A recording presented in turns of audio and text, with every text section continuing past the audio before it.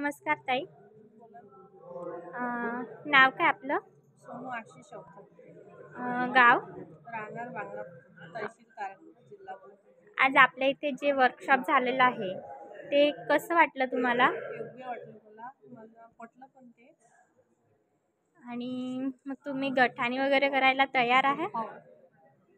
शेतकऱ्यांचा विचार घ्यायचा. हां. प्रत्येक 10 शेतकऱ्यांच्या जे गट बनवले आहे जैविकचे. हां हां हां. आमचे जे गट आहे समजा जैविकचे. हां.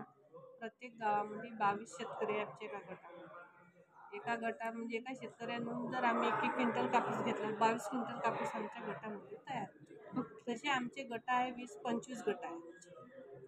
तर त्यांना जर एवढं मार्गदर्शन जर आम्ही दिलं त्याला जर योग्य वाटलं तर ते देऊ शकतो.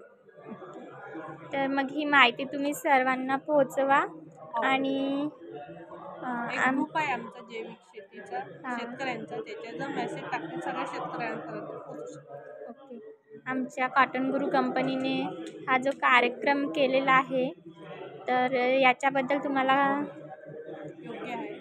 मला पटलं. माझ्या शेतकऱ्यांना पण आम्ही पोहोचू शकतो. धन्यवाद ताई.